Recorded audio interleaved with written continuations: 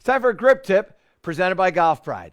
I can't tell you how many people have come up to me in the last 2 weeks and said, Michael, what is a hinge and hold? What's hinge and hold? Well, you know what?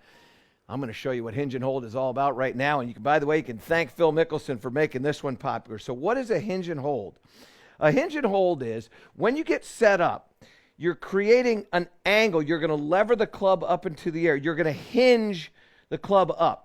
That's going to be this angle that you're creating between the forearm and the club shaft. There's your leverage. And then hold is you're not going to let go of this. You're actually going to carry this with the arms and the hands and with the body. So you're going to hinge this up and then you're going to hold the hinge. That's basically what the hinge and hold is. Hinge and then hold the hinge. Just doesn't sound as good as hinge and hold. Hinge and hold sounds cool. It's going to help you improve your strike and give you some consistency. Now, how are we doing this? So one of the things that happens with people and what they struggle with in the hold is they just try to move their arms and they don't let their body move with the shot. And you have to, when I say body, I'm talking about upper body. You've got to feel the body, upper body, rotating through here. So we hinge it and then rotate the body through. When you do this, what you're going to find is, and I'm going to turn to the camera here, is when you're done with this shot, the handle of the golf club is outside of the lead hip. If I just try to move my arms across, I'm only going to be able to get to there because the body isn't carrying it through, and the shaft of the golf club now is going to point right into the stomach. What we want to be able to do is have it pointing outside, just like that. So we hinge and hold, and I like to call it rotate. So we're going to hinge and then rotate. And what happens when you do that is, don't tell me, oh, I was going to say I almost made that. What happens is that you're just allowing the body to create some power. Now, there are a lot of people that go, well, I don't want to break my wrists. You know what? I promise you, when you start to lever the club a little bit and hinge the club a little bit, you don't have to swing so hard. You don't have to work so hard. The arms and hands don't travel so far. If I take the club back without any wrist hinge and I put the head of the golf club there, look at how far my arms have moved. They're outside of my hip.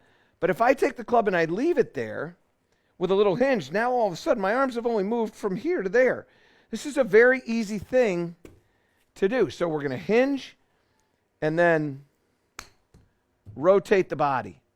What you're also going to find is there's going to be a tremendous amount of consistency and predictability with the strike angle, with the launch angle, with the spin rates. All that stuff gets pretty consistent. So the final part of this is understanding the path of the golf club. Many times when people, and we'll need a camera one here, Gibbsy, many times when people are doing this hinge, they hinge to the inside. So they hinge in here. And when you hinge in here and then you hold, the club is coming too much from the inside and it'll push the ball out to the right.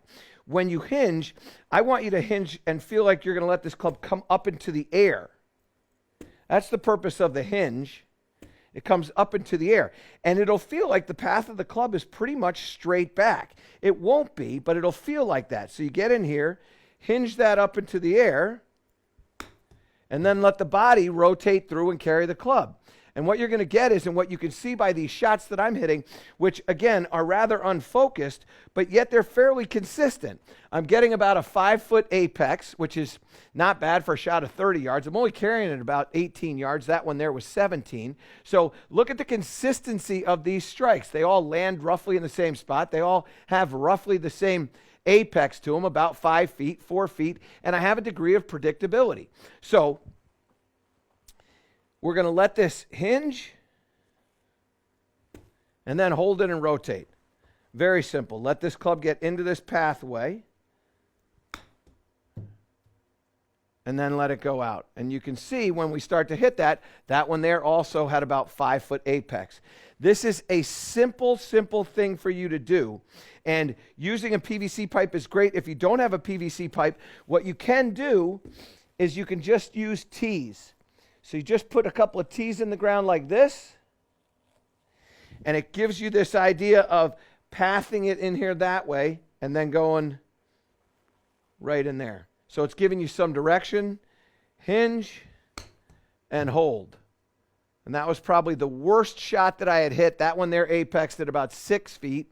And again, what I'm getting is a lot of consistency in those shots. That one there was higher than I want. So here's what you need to appreciate. Hinging the club in the backswing is going to create effortless power, and rotating the body in the down swing and through swing is going to give you effortless power. So what we're doing is we're taking all the energy out of the arms and we're putting it into a lever and then a body. It's a very, very simple shot. It's incredibly effective, and one that with a little bit of practice will absolutely help your short game. That's our grip tip presented by Golf Pride. To improve all parts of your game, subscribe to my channel and click the link below.